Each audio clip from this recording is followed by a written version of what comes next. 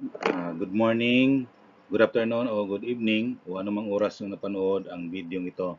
Welcome sa ating channel, Matuto Dapat, sapagkat ang kaalaman ay isang mahalagang kayamanan. Sa oras na ito, pag-aralan po natin is variable separable in solution to differential equation. So, sa mga bago pong nanonood sa video ito, please watch and subscribe to my YouTube channel, Matuto Dapat. This is our definition. The first order differential equations that can be arranged so that all terms involving one variable are on one side of the equation and all terms involving the other variable are on the other side are known as separable variables differential equation. The general solution can be found through a simple integration made possible by this separation. A separable equation has the generic form dy dx equals the function of x or f of x times the g of y or the function of y. So, kapag itong dalawang equations na to, yung equations natin, yung dalawang term ay ma-separate natin in terms of dy or dx, then pwede natin ma-solve using the integration method. Okay? Isa-isahin po natin in terms of dx and in terms of dy or both, vice versa. There are two types of solution in solving differential equation. Number one, the general solution. It refers to a solution that contains arbitrary constant that is not yet defined. So, ibig sabihin, di ba pag mag-integral po tayo, commonly mayroon doon po sa last part ay mayroong plus c. Or ibig sabihin, mayroong arbitrary constant. So, pag ang arbitrary constant na yun ay hindi pa natin na-define, then that is the general solution. Another one is the particular solution. It refers to a solution that arbitrary constant are already defined. So, ibig sabihin, wala na pong arbitrary constant na naiiwan doon sa ating solution. Now, steps to solve a separable differential equation. Number one, separate variable x, y and x. Integrate both sides of the equations. Solve for y if possible. Then, apply initial conditions if given to find the constant of integration c. So, kung mayroon pong given na value ng x and y, then we have to proceed to particular solution. Example 1. Solve the DE by separation of variables. Our given is dy dx equals xy. So, solution. Multiply dx over y both sides. So, in this case, kailangan nating paghiwalayin yung ating variable x and y. Okay? So, multiply natin ang dx over y both sides. Okay? So, yun po yun. And then, we come up dy over y equals x dx. So, kapag ganun na ang nangyari, we have to integrate both sides. So, the integral of dy over y is equal to the integral of x dx.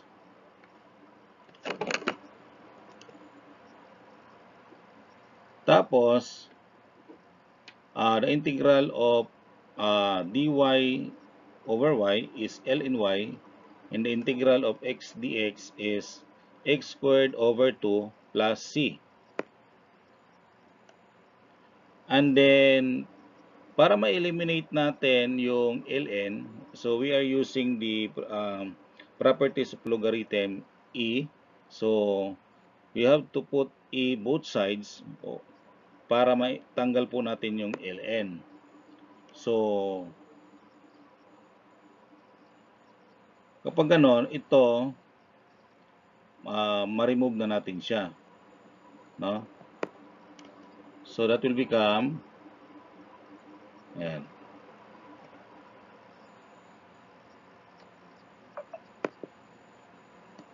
Tapos, yung isa,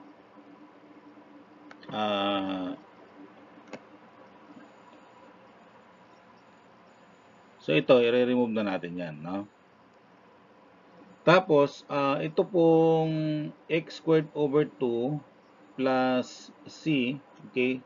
Separate po natin, kaya po napaghiwalay natin ng ganito using separation ng product of exponent, okay? So, since pareho exponent, so iniwalay natin kaya naging ganyan ang itsura. Okay? Tapos, y na lang sa kabila. So, y equals a raised to c, okay, ay c pa rin yan, no? So, itong a raised to c ay magiging c pa rin. Yan. Kaya, tapos multiply natin dito sa e,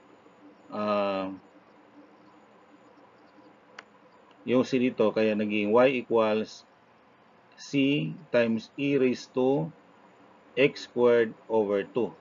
Right? Since mayroon tayong arbitrary constant, ang tawag po natin yan na ay general solution dahil mayroon po tayong c.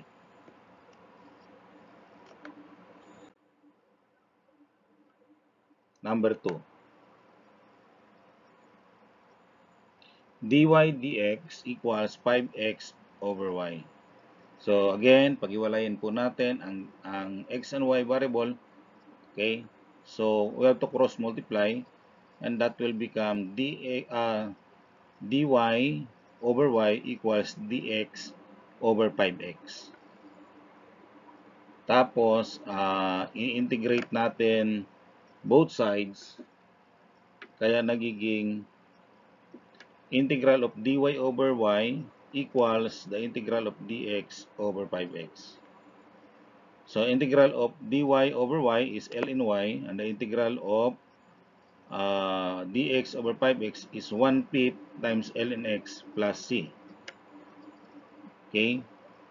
So, rule of logarithm. So, yung 1/5, erase natin sa exponent ng x. So, ln y is equal to ln of x raised to 1/5 plus c.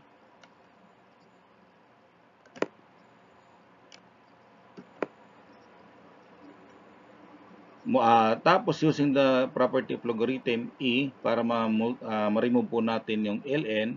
So, lagyan natin ng e both sides. So, you have e raised to ln y equals e raised to ln of x raised to 1/5 plus c. Tapos, gaya ng ating example number 1, pag ipaghiwalayin po natin yung atin pong itong sa right side, kaya dito, paghiwalayin po natin yung, dahil naka-plus po to, so property of exponent, so you have e raised to ln of x 1/5 raised to 1/5 times the e raised to c. Okay? So, itong atin pong a raised to ln y, makancel po natin to. Okay, tapos ang atin pong a raised to c ay magiging c na lang po yan. Okay, kaya tapos ito, yung a raised to ln, yan, ma-remove po natin yan. Kaya ang mangyayari, ang matitira ay y equals c times e raised to x raised to 1/5. 1 over 5. Okay? So, since mayroon pa tayong arbitrary constant na c, that is our general solution.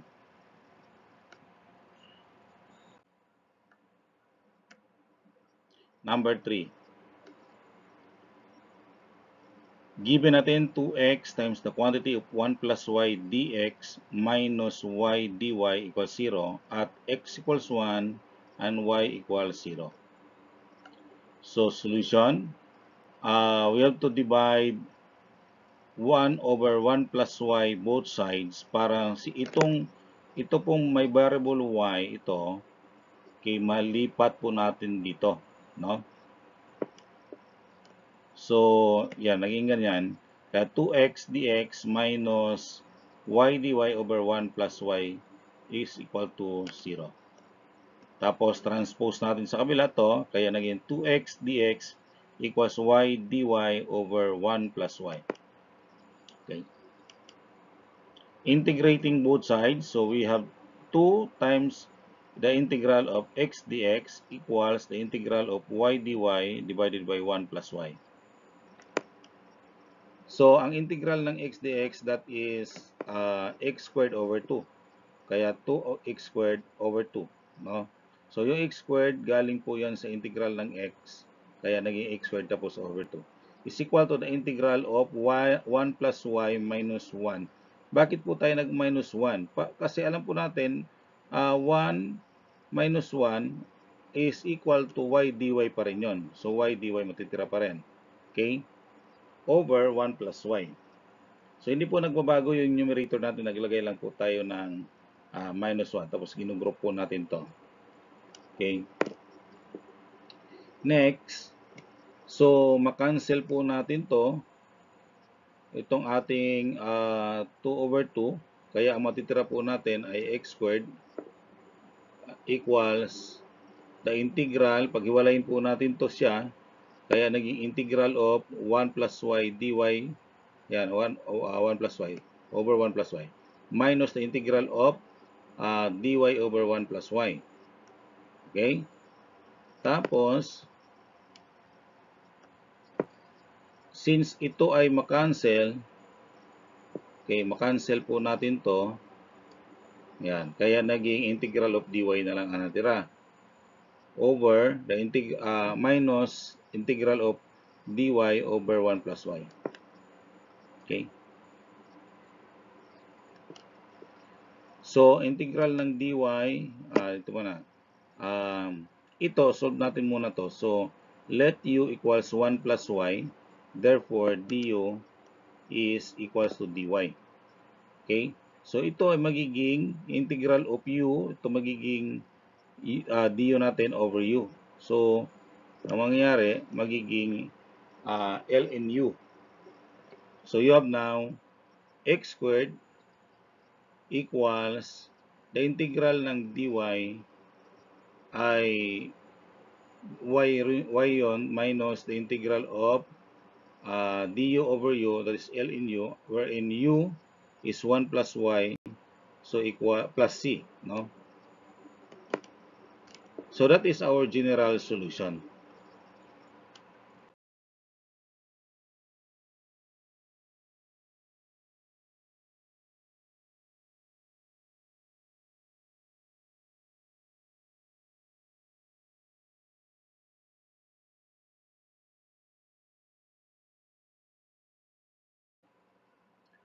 But ang x natin equals 1, ang y equals 0. Yun yung given. Okay? So, using the general solution, so you have x squared equals y minus ln of 1 plus y plus c. Yan. So, substitute the given.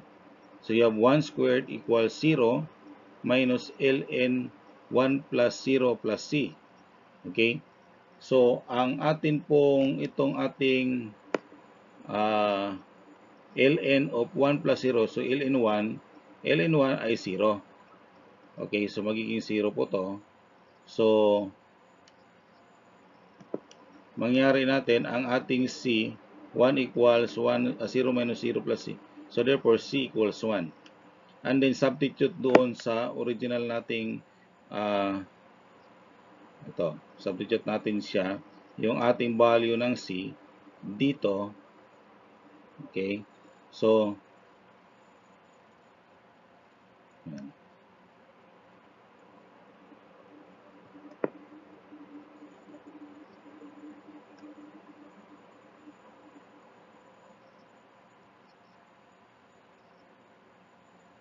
Kaya yun ang ating particular solution. Okay?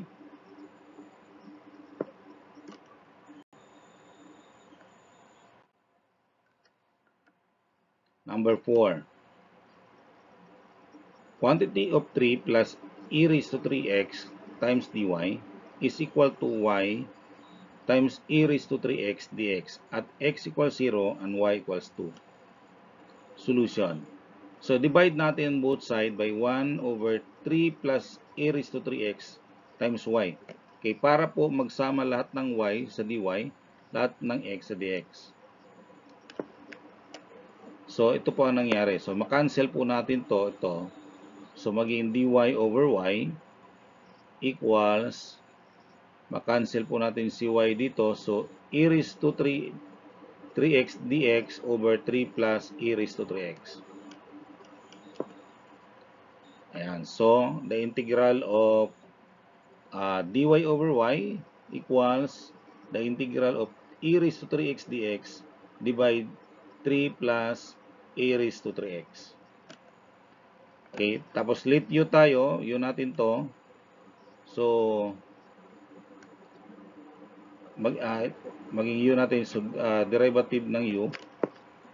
So, du, so maging derivative nito 0 times the derivative of e raised to 3x ay 3 e raised to 3x dx. So, kaya lang, ang problema natin, ito na dapat ang du natin, kaya lang may kulang siyang 3. No? Kaya magdagdag po tayo ng 3 dito and then multiply 1/3 sa labas. Kaya ganito po. So, ito maging ln y natin, the integral of dy over y, so ln y, is equal to 1/3 times, maglagay tayo ng 1/3 dito, integral, kasi ito, du. Ito. Kailang mayroong 3 kasi, nandito na coefficient. So, kung maglagay tayo ng dagdag 3 dito, so maglagay ka rin ng 1/3 dito para equals 1 lang yan. So, integral of du over u, so ln u po ito. Ayan. So, ln y equals 1/3 times ln u plus c. But alam natin that u is 3 plus e raised to 3x. So, maging ln y equals 1/3 ln of 3 plus e raised to 3x plus c. Okay. Multiply 3 both sides. Kaya maging 3 ln y equals ln of 3 plus e raised to 3x plus c. So, makancel na si 3 dito. No? Tapos, ang ating c times 3, magiging c pa rin yun. Kasi 3 times constant pa rin. No? So, ito po mangyari, using the law of logarithm, so itong 3 gawin nating exponent ng y, kaya tapos, lagyan natin ng a both sides para matanggal po natin ang ln. So, a raised to ln y cube is equal to e raised to ln of 3 plus e raised to 3x plus c. And then again, paghiwalayin po natin to. So, ito ay magiging, matanggal na po natin si ln. So, y cube na lang matitira. And then, itong po ay atin pong paghiwalayin. So, a raised to ln plus of 3 plus e raised to 3x times e raised to c. But ito, magiging c na lang po yan. No? Ayan. Kaya, c times, tapos ito naman ay makakancel din natin. Kaya, ang mangyari ay y cube equals c times 3 plus e raised to 3x. So, yun po ang ating general solution. Iba, x equals 0 and y equals 2. So, substitute natin dyan sa given. So, y cube equals c times 3 plus e raised to 3x. So, that is 2 cube equals c times 3 plus a raised to 3 times 0. So, a raised to 3 times 0 maging 1 po yan. Kaya, 8 equals c times 3 plus 1. Or, 3 plus 1 is 4. So, 4c equals 8. Therefore, c equals 8 over 4 and c equals 2. So, 8 divided 4 is 2. Okay, therefore, substitute natin si 2 dun sa c. So, magiging y cube equals 2 times 3 plus a raised to 3x. So, or y cube equals 6 plus 2 times e raised to 3x. So, this is our particular solution. Okay, so I hope you learned from this video. So, this is your activity to solve. No? So, practice more to learn more in mathematics subject. Maraming salamat sa inyong panonood at nawa i-share nyo ito sa mga kakilala ninyo. God bless sa inyong lahat.